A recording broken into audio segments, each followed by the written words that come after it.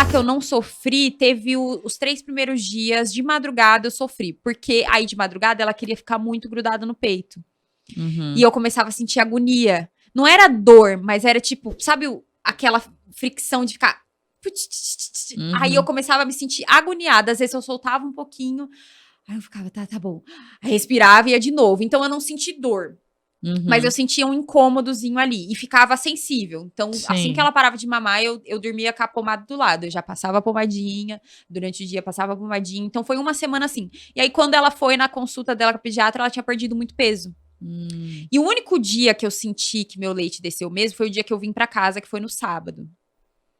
A gente foi pra maternidade na quinta de manhã.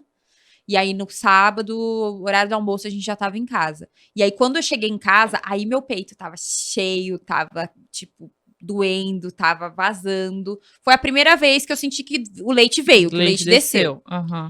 Aí consegui fazer ela mamar, tirei um pouquinho do leite, porque tava doendo. Mas nenhum dia mais meu peito ficou cheio desse jeito. Nenhum outro dia mais. Mas pra mim tava tudo normal, porque ela tava mamando. Ela tava pegando. Eu comecei a sentir esse incômodo, aí eu fiz a laser terapia, fiz uma vez só, foi tipo mais uma sessão só pra dar uma amenizada no alívio, que super ajudou, nunca mais fiz. E aí, quando eu fui na médica, a médica falou, mas ela não chora, ela não fica chorando, porque a médica estranhou, porque a médica falou, quando eles têm fome, eles reclamam, né? Porque eles ficam com fome, eles choram de fome. Eu falei, não. Ela, nossa, então ela é muito boazinha. Porque ela tinha perdido bastante peso ali, e aí ela falou, eu vou ter que introduzir fórmula. Aí a gente pode fazer o quê? Aí eu já quase chorei ali, né? Que a gente já fica, porque eu não queria. Péssima. Aí, tipo, eu sempre fui muito de boa com tanta coisa, mas isso era uma coisa que eu já sabia que eu não queria. Eu queria amamentar.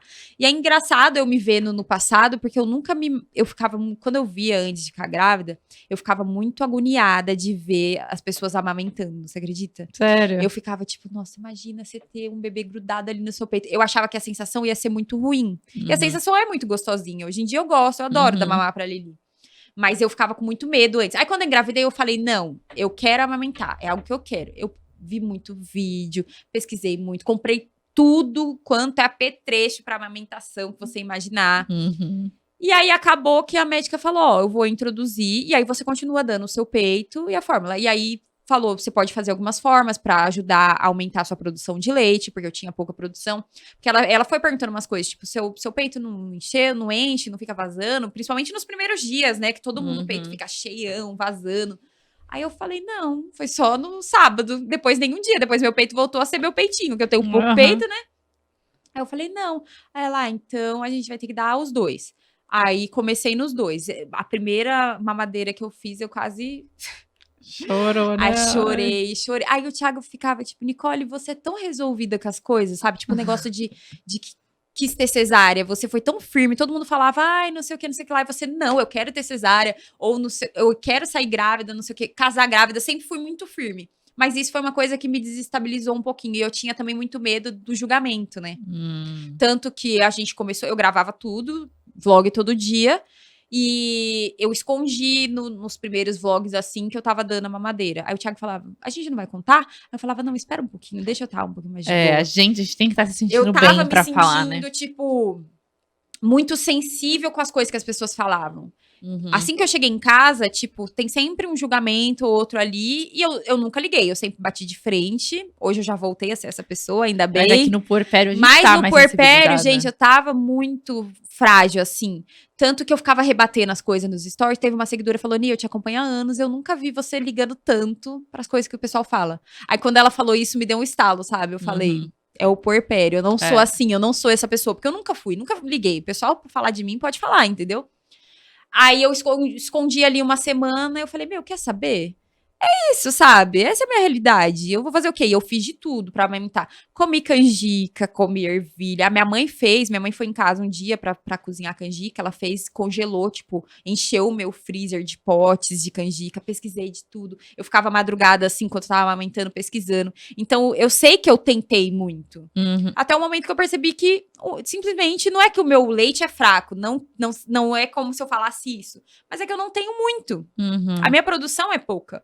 Então, se não é o suficiente pra ela, eu vou dar a fórmula. E aí ela toma os 2 hoje em dia, e hoje em dia ela até quer mais o peito. Só que aí na última consulta que a gente foi na pediatra, eu falei, ela tá mamando um pouco mais de peito do que a fórmula. Aí a médica falou, mas não vamos tirar a fórmula ainda, porque, tipo, até com a fórmula, ela não tá ganhando o peso ainda pra ser mais gordinha, mais cheinha. Ela ainda tá um bebezinho pequenininho, então vamos continuar com os 2. Aí hoje em dia eu consigo conciliar os 2. Um dia ela mama muito bem, tipo, de madrugada eu só dou peito.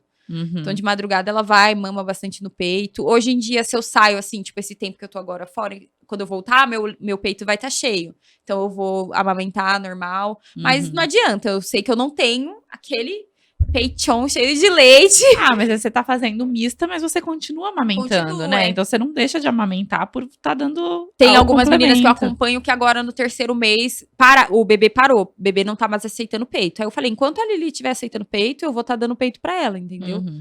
Vou seguir com e os às 2. vezes o bebê vai continuar por muito tempo, independente de tomar os 2, né? E, eu também, depois de um tempo, eu fui percebendo que o negócio de eu dar o peito pra ela não é só a questão de, ela precisa só mamar o meu leite porque eu quero isso. Não, eu estou bem resolvida com o fato de que ela toma a fórmula, de que ela precisa do complemento. Mas é mais a questão de que eu quero dar o peito pra ela porque ela se sente melhor, ela dorme melhor, ela fica mais confortável de madrugada. Quando ela toma vacina, que aí ela mama. Então, tipo, é mais um conforto que eu quero continuar dando pra ela enquanto eu quiser aí, que vai ser mais ou menos um ano, que eu fico imaginando. Eu não queria dar muito tempo, porque aí eu já acho que é uma questão minha, sabe? Mas eu quero amamentar aí até... Se ela amamentasse até um ano, mesmo que seja junto, complemento com a introdução alimentar, eu tava feliz, entendeu? Já tô bem comigo. É, isso aí. E você dá pra ela na mamadeira, a fórmula. E ela, um monte de gente pergunta se ela não teve confusão de bico. Ela pegou de boa. Na primeira semana, e a primeira... Aí eu senti no meu coração, porque a primeira mamadeira que a gente fez a quantidade que a médica falou, ela mamou tudo, e ainda ficou... Dava pra perceber que ela queria mais, aí a gente fez mais uma. Aí eu falei, tadinha, ela tava com fome. Aí eu falei, eu tava deixando minha filha com fome, 1 semana de fome, cara. E a médica falou, mas ela não chora? Aí eu, não, ela é muito tranquilinha. E eu imaginando a médica pensando, essa criança tá com fome, coitada. Aí ela mamou tudo, assim, feliz. Eu falei, tá bom, Lili. Eu ficava falando, tá bom, filha. Se é isso que você precisa, tudo bem. Ter os 2. Você sente que a gente, antes de nascer, enfim, desde que a gente descobre que tá grávida, a gente cria milhares de expectativas na nossa cabeça. Então, de como vai ser o parto, de como vai ser algumas coisas acontecem, como a gente imagina, mas assim... Quando o bebê nasce, a gente descobre que, cara, os nossos planos não vão sair como a gente planeja. Eu achava que eu ia passar a Lili pro quarto dela com 1 mês. Na minha cabeça era isso. Porque eu falava, não, Thiago, depois de 1 mês já tá na... Gente, aí ela chegou nos 2 meses, eu falei, não, eu não consigo pôr ela no quartinho dela agora. Aí eu vi seu vídeo que você postou do processo, que foi super tranquilo, que a Gigi foi meio que natural. Aí eu falei, Thiago, aí eu contei pro Thiago, falei, vamos fazer mais ou menos nessa vibe aqui, vamos deixar natural. A gente começa a passar a soneca dela do dia no quarto, porque no começo, a soneca dela fazia no carrinho, no ninho comigo. Por onde eu tava, ela ia sonecando ali no carrinho do meu lado. Eu falei, não, vamos começar... introduzir o quarto pra ela. Aí acabou que quando ela completou 3 meses, a gente falou, vamos tentar a rotina noturna? Porque a gente não tinha rotina. Porque eu e o Thiago, a gente dorme tarde. Eu também. Aí a gente quer assistir um filme, uma série. A gente tá mais atrapalhando o sono dela do que qualquer coisa.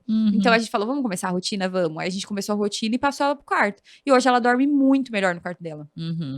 Eu sei que dorme muito melhor. Esses dias a gente foi num casamento de uma amiga nossa, da Bia Oliveira. E aí, a Lili ficou com a minha sogra lá em casa. E já deixei ela dormindo, ela seguiu dormindo. Minha sogra só acordou assim, né? Que ela nem acorda, só mama, deu uma mamadeira, a gente voltou. Eu falei, pra eu não ter que acordar, como a gente voltou, eram umas 2 horas da manhã, eu falei, pra eu não ter que ficar acordando, vou trazer ela pro quarto.